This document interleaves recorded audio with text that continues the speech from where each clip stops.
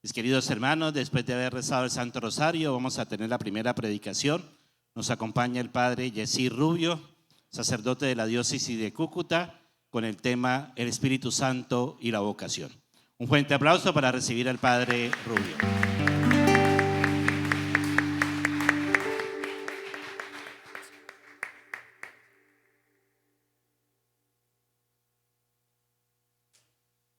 Muy bien, muy buenas noches para todos. Les invito a iniciar este encuentro pidiendo al protagonista de la noche. Y dice el libro de los Reyes que el Espíritu de Dios no estaba en el huracán ni en el terremoto, ni tampoco en la brisa fuerte. El Espíritu Santo estaba en la brisa suave que pasó por el rostro del que acudía a Dios. Vamos a pedir al Espíritu Santo que lo que hemos preparado de nuestra inteligencia se traduzca en una obra para mi vida, una obra del corazón, como una brisa suave. Ven a este lugar, Señor mío y Dios mío. Una brisa que aliente el corazón roto y desgastado de mi vida, que venga a transformar este corazón lleno de tanta roca en un corazón semejante al de Él. Ven, Espíritu Santo. El Espíritu de Dios está en este lugar. El Espíritu de Dios se mueve en este lugar.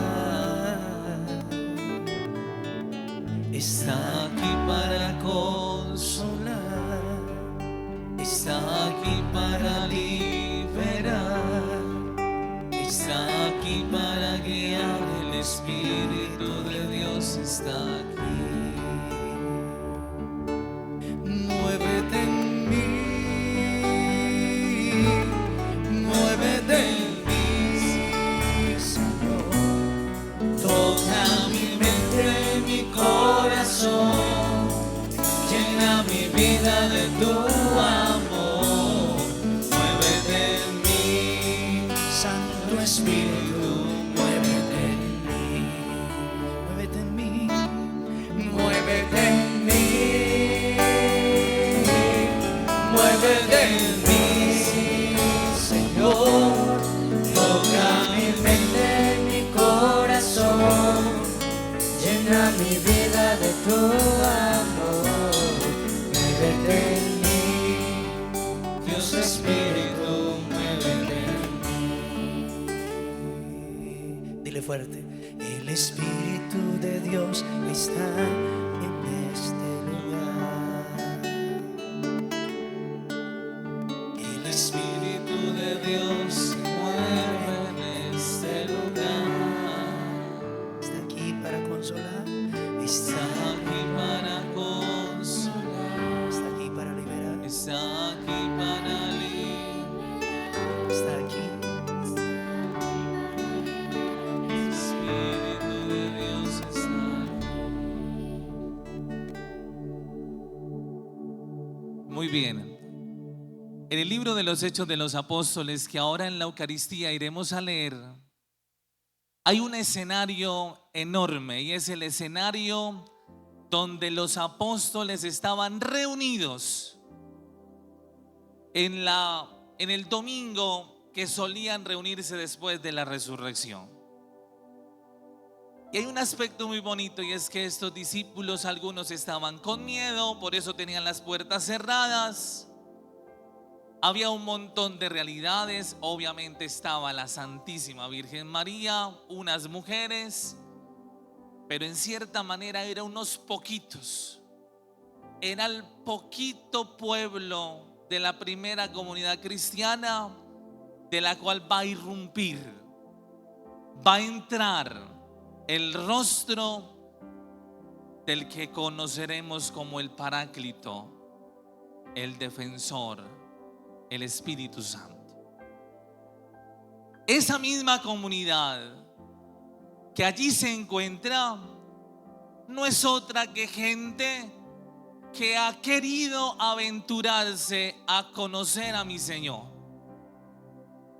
Usted hoy ha venido aquí porque quiere y quiso aventurarse en esta historia creyendo en el Señor. Está el viejito más viejito, el muchacho más muchacho, pero todos con las ganas de que este momento y en esta jornada podamos gritarle a Dios que igual que la primera comunidad cristiana vuelva a irrumpir en mi miedo, en la oscuridad, el Espíritu Santo, y que rompa tanto que me dé el impulso para decirle a mi Dios todos los días: aquí estoy. Aquí estoy con mis pesares. Aquí estoy con mi carga pesada, mis pecados, mi miseria. La misma porquería que soy, se la vengo a decir a usted, Señor, transfórmela, porque usted sabe muy bien quién soy yo. En el trasfondo del Pentecostés hay un hecho que sucedió en el Antiguo Testamento. Y en el libro de Génesis capítulo 11 nos van a narrar una historia que se llama la construcción de la Torre de Babel. Y dice la historia, después de que el Señor ya haya creado todo y el hombre imagen y semejanza, y haya caído Adán y Eva en el pecado, esta historia inicia que todos hablaban una misma lengua. Se podían entender. Había un diálogo. Si le decían martillo, le pasaban el martillo porque era un mismo lenguaje. Dice la Sagrada Escritura que el hombre empezó a usar su razón y empezó a mezclar con los materiales creados por Dios. Usando el fuego, se inventaron el ladrillo. Y con este ladrillo empezaron a fabricar y a construir una ciudad. Como habían venido otros a habitar esa ciudad, dijeron: pues creamos y construyamos una torre grandísima para llegar al cielo. Y llegando al cielo con esta torre se perpetuará mi nombre. Y perpetuándose mi nombre, esta torre no nos dejará dispersarnos, sino que nos mantendremos con una sola comunidad aquí nosotros. Ni nadie vendrá, ni nadie decida. Y bajó Dios a ver la ciudad. Y vio Dios que el hombre tenía muchas capacidades, pero que había quitado a Dios del medio. Y dijo Dios: confundamos las lenguas para crear confusión entre ellos, para que así, habiendo confusión, no crean ellos que son dioses. Y así fue. Desde ese día hubo una gran confusión, de la cual empezaron a dificultarse para entenderse. Ese día el parámetro fue confusión. Ya no se entendía. En esa misma historia que viene al trasfondo del Pentecostés, viene a tocar a nosotros lo que vivimos hoy. Hoy nosotros podemos hacer muchas cosas. Si usted mira el internet, va a mirar una palabra que va a ser una piedra de tropiezo o una gran victoria de la tecnología para evangelizar. Se llama la inteligencia artificial.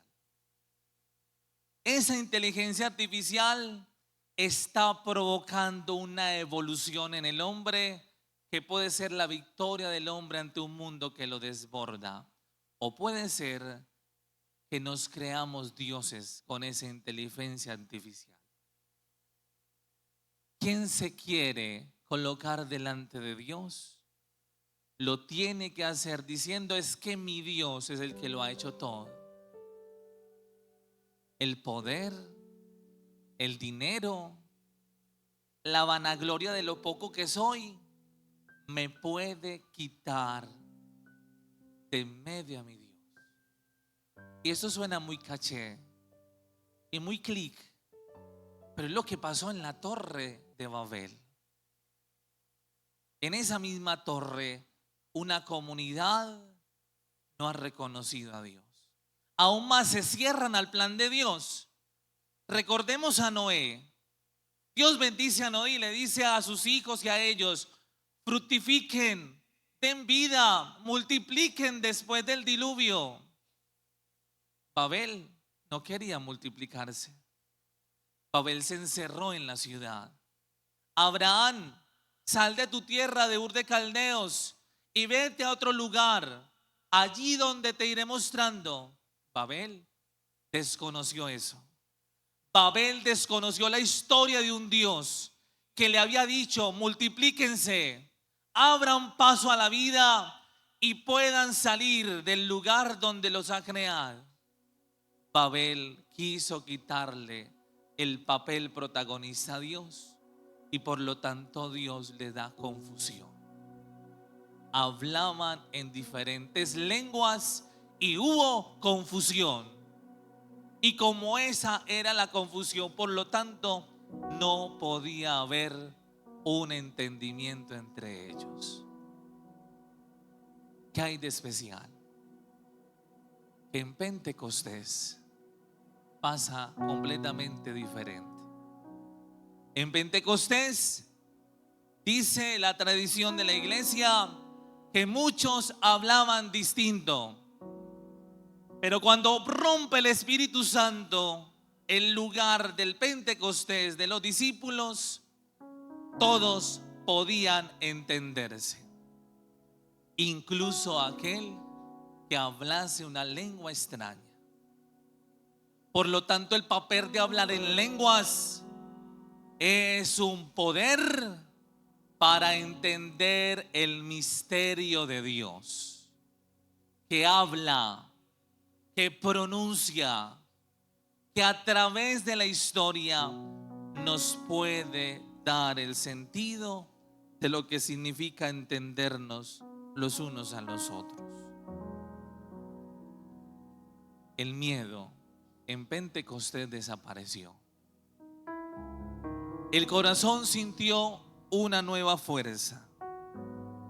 Las lenguas se soltaron y comenzaron a hablar con franqueza, de modo que todos pudieran entender el anuncio de Jesucristo muerto y resucitado. En Pentecostés, donde había división e indiferencia, nació la unidad y la comprensión. Por eso es que el Espíritu de Dios, cuando resuena, le pedimos a Él que venga para guiarnos en la verdad. Aquí Jesús, hablando del Espíritu Santo en el Evangelio de Juan, nos explica qué es la iglesia y cómo debe vivir para hacer lo que tiene que hacer, para ser el lugar de la unidad y de la comunión. Nos dice que actuar como cristianos significa no estar encerrados en mi propio yo, sino orientarnos al todo de Dios. Hace unos días, cuando el padre David me hace la invitación, estaba en plena decisión del cónclave y sacan un artículo del Papa Benedicto XVI, donde le preguntan si la acción del Espíritu Santo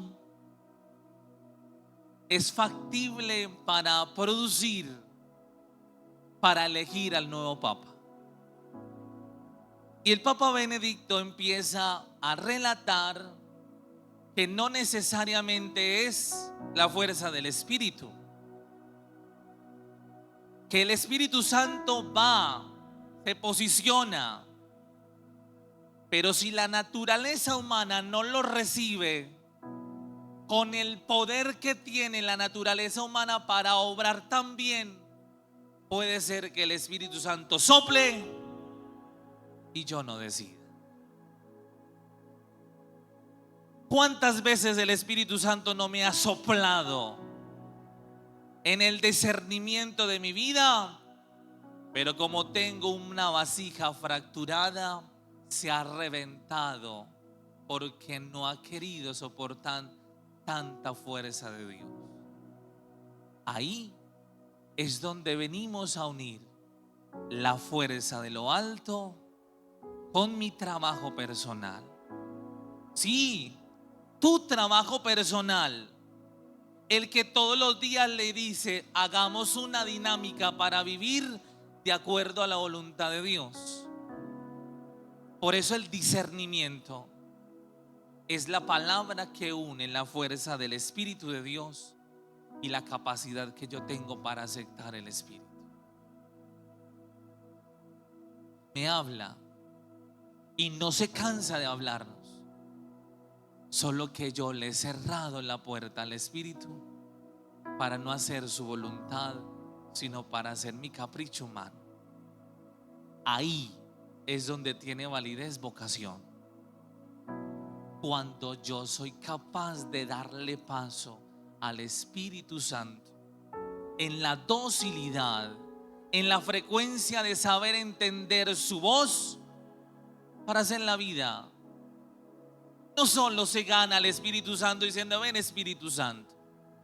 Se gana con la fuerza y la docilidad que tiene el hombre de aceptarlo en su corazón. Por eso ser carismático es una tarea difícil. Ser carismático es una tarea que tiene los papeles de discernir y de poder decirle a Dios que le haga el favor y lo enamore tanto de su voz que lo introduzca en ese misterio. Una noche no basta. No basta un solo pedido a Dios. Implica continuidad. Para llegar a la docilidad del Espíritu Santo, yo que tengo que tener bastantes visitas para saber quién es el Espíritu Santo. Usted no le conoce la voz a su esposo, a su novio el día que lo conoce. La va a conocer con tantas palabras y discursos y diálogos hasta que llegue el día en que usted a media cuadra diga y descubra: por allá viene Moncho, mi Monchito del alma. Ese que habla así, él es Moncho, o Jesús, o Joaquín. Porque puedo decir que he entrado en diálogo con el Espíritu Santo. Ahí está la clave. Docilidad implica continuidad de la escucha de la voz de Dios, que una y otra vez me va a tocar la puerta para decirme: vea, esto es. Así que tú tienes la experiencia del Espíritu Santo, sí. Pues no te aburras de decirle a mi Dios que le dé continuidad al ejercicio que has hecho y que vas a hacer. En esa torre de Babel hubo confusión. En tu torre de Babel puede haber hoy confusión. Y la torre de Babel tuya puede ser tu familia. La torre de Babel que te has construido es tu propio ego. La torre de Babel tuya es aquella que se levanta para decir: ¿quién como yo? Nadie como yo. ¿Quién conmigo? Nadie podrá sobre mí. Cuando entendamos esa lógica de que somos los que tenemos la franquicia del Espíritu Santo y que no podemos compartirla con nadie, ahí estamos perdidos. Porque pareciera que cuando uno se introduzca en este camino del Espíritu Santo, pareciera que nosotros, este grupo de aquí, tiene el poder del Espíritu y los de allá no.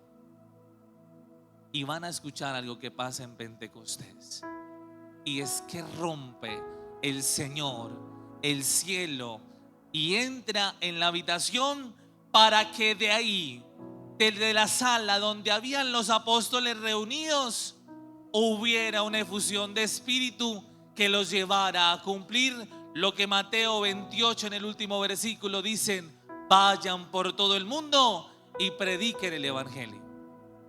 Ahí está, que el Espíritu Santo resuene en todos, en cualquier momento y a cualquier hora, según la voluntad de Dios. Por eso, mis hermanos, es que les invito a pensar: ¿qué sería mi vida sin el Espíritu de Dios? ¿Qué sería mi vida sin el Espíritu? Si no estoy mal, en el libro de Gálatas, el capítulo 6, vamos a escuchar esto de Pablo. Por eso les digo, caminen según el Espíritu, y así no realizarán los deseos de la carne, pues los deseos de la carne se oponen al Espíritu, y los deseos del Espíritu se oponen a los de la carne. Los dos se contraponen, de suerte que ustedes no pueden obrar como quieran. Dejarse guiar por el Espíritu no significa someterse a la ley. Es fácil reconocer lo que proviene de la carne: libertad sexual, impurezas, desvergüenzas, culto a los ídolos, magia, odio, ira, violencia, celos, furores, ambiciones, divisiones, sectarismo, envidias, borracheras, orgías y cosas semejantes. Les he dicho y se lo repito: los que hacen tales cosas no heredarán el reino de Dios.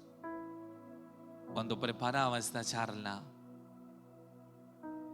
yo creo que el Espíritu Santo nos quiere invitar que la verdadera respuesta es esa: vivir según el Espíritu y no caer en una vida sin el Espíritu. Escuchaba de algún sacerdote que decía que nuestra vida espiritual puede parecerse a una cometa que se eleva sobre la tierra, una fuerza del Espíritu, pero que todavía está anclada al mundo por la cuerda, y es necesario pasar la tijera a esa cuerda para que pueda entonces la cometa volar mucho más alto de lo que pueda. Y es que el hombre que quiere vivir en el Espíritu tiene que saber que una vida sin Espíritu es un infierno. Vivir una vida sin Espíritu es saber que estamos compartiendo mi vida con algo que no tiene el sabor de Dios. Amigos, todos nosotros podemos tener este mal: querer tener la vida del Espíritu, pero tolerando la vida del mundo. Sí, Padre, yo voy, yo saco tiempo, pero todavía me cuesta dejar la segunda mujer que tengo. Padre, sí, yo quiero responderle a mi Dios en una vocación, pero me cuesta dejar una en la otra. Según el Espíritu, hay que erradicar lo que me mantiene atado a la tierra, al mundo, a la carne, a la sexualidad incontrolada. Una vida según el Espíritu, eso queremos vivir. Ahí está la vocación, de que yo pueda responderle a la efusión del Espíritu Santo con mi vida. No hay otra. Yo hoy pensaba, ¿cuál sería el ideal de los católicos? El ideal de todo católico es que uno pueda ver un sacerdote, una religiosa, un laico, un niño, un joven, que transpire en su vida a Dios. Es hermoso. Una vida sin Espíritu se convierte en una vida sin sentido, sin poder decir a Dios que queremos vivir con Él. Vivir según el Espíritu no es algo automático, ni algo impuesto. Es algo que resulta en mi vida desde la libertad que Dios me dio.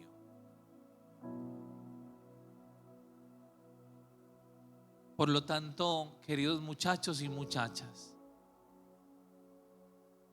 vivir la vida del Espíritu es una oferta que Dios me da.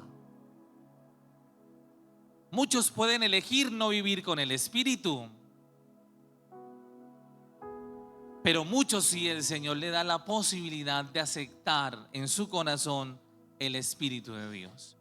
Y cuando hay esta posibilidad de vivir según el Espíritu, en el hombre se convierte en dos realidades, en un antes y en un después. Simón Pedro, antes, uno que lo niega. Un Simón Pedro después del Espíritu: Señor, tú sabes que te amo. Y el Señor le dice: bueno, apacienta mis corderos. Antes la Magdalena, una pecadora, después la pecadora, después de Cristo, se postra en los pies del Señor y lo perfuma. María Magdalena, un antes y un después. Zaqueo, antes de subirse al sicomoro, y después Zaqueo cuando lo baja y le dice: vea, yo necesito hoy habitar en tu casa. Por eso la novedad de la vocación y de la acción en el mundo del Espíritu Santo es que nos encontremos con el Señor, que yo me encuentre con mi Dios. Háganse esa pregunta: ¿te has encontrado con Dios? Y si su respuesta es no, vaya a un retiro espiritual. Si yo no me he encontrado con mi Dios, es imposible que yo pueda titular mi vida como una presencia viva de Dios. Si no me lo he encontrado, Padre, yo me lo he pasado en el mundo haciendo muchas cosas, trabajando, estudiando. Padre, yo voy a misa y me echo la cruz, pero Padre, yo no sé qué es eso de sentir algo aquí, que uno no deje de ir a una misa porque le duele. Ustedes tienen que preguntarse, como yo me lo pregunto, y todos los que estamos aquí: ¿todavía la presencia de Cristo late con tal fervor que yo no me quiero separar de Él? Eso es vocación.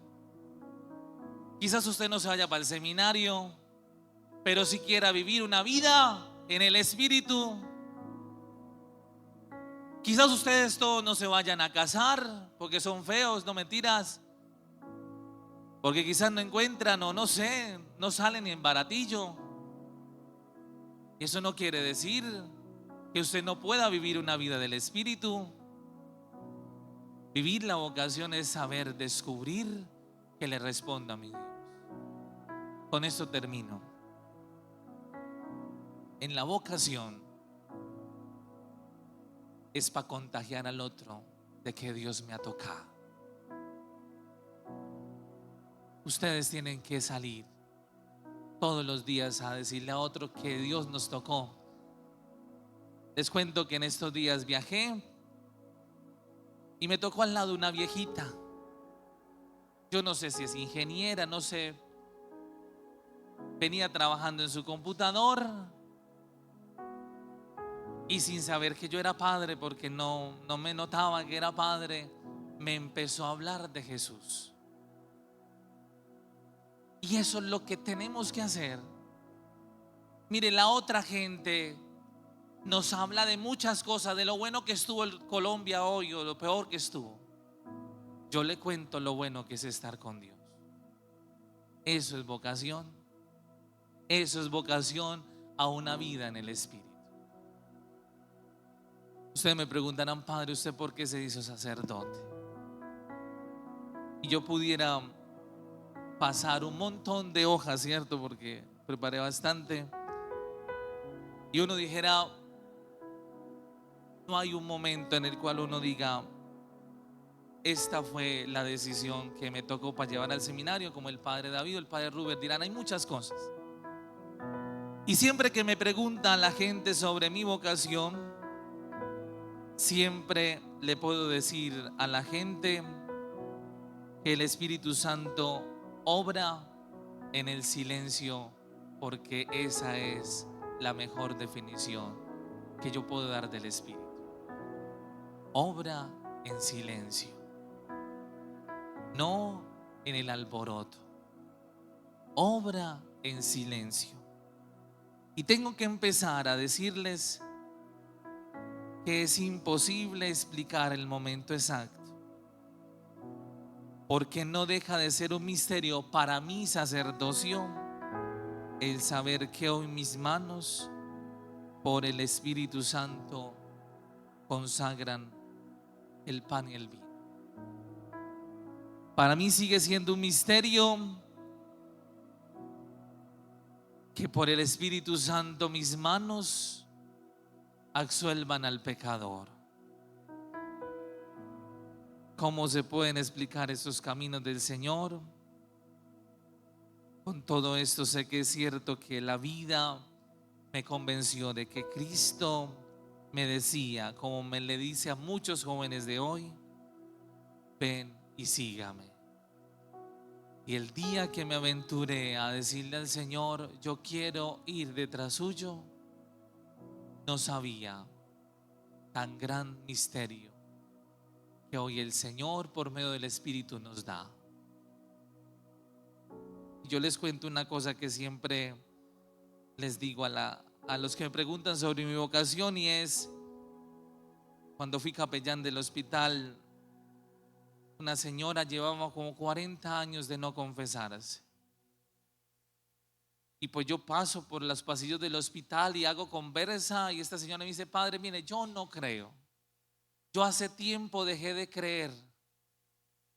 Y tanto me veía todos los días por los pasillos que un día me dijo, padre, yo me quiero confesar porque me voy a morir.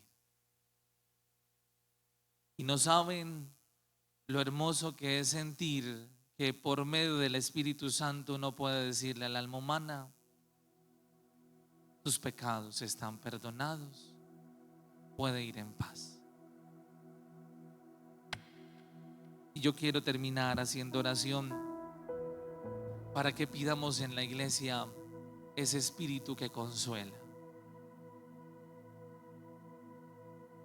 Somos unos privilegiados de Dios porque el Espíritu Santo tiene una cantidad de realidades que consuelan el corazón humano.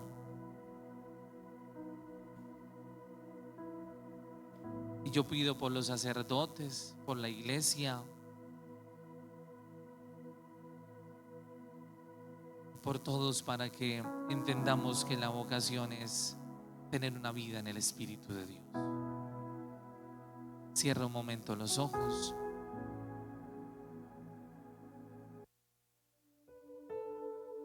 Y empiece presentándole a Dios tu torre de Babel, la que el mundo te ofrece, la que tú te has armado dentro del corazón. ¿Cuál es la torre de Babel que le hace poner en el centro tu egoísmo, tu odio, tu poder no entender que Dios es el creador? Ven, Espíritu de Dios. Rompe, Espíritu Santo, mi corazón de piedra. Ven. Ven. Ayúdanos a hablar tu lenguaje santo, Sí, Señor. el lenguaje del amor. Sí, Señor. Sopla, sopla, Espíritu Santo, y vence mi miedo. Yo sí quiero vivir una vida en el Espíritu, porque una vida sin Espíritu le tengo miedo de hacer de mi vida un infierno, de vivir según la carne y no deseando la magnanimidad del cielo. Sopla, Espíritu Santo. Sopla en este lugar. Sopla en mi vida. Sopla en mi corazón. Ven. Ven. Toca la mente y el corazón. Sopla, Bendito Cristo sopla. seas. Aliento de vida, mi amado. Sopla, Señor, Haz tu obra. aliento de vida. Sopla, mi amado, mi rey. Sopla, Inunda este lugar, Señor. Cristo sopla. Acaricia con tu brisa el rostro de tu pueblo, Dios. Sopla, Señor, aliento de vida. Sopla, y Cristo sopla.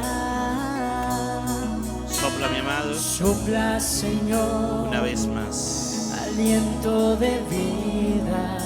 Dile con tus labios. Sopla, Cristo sopla.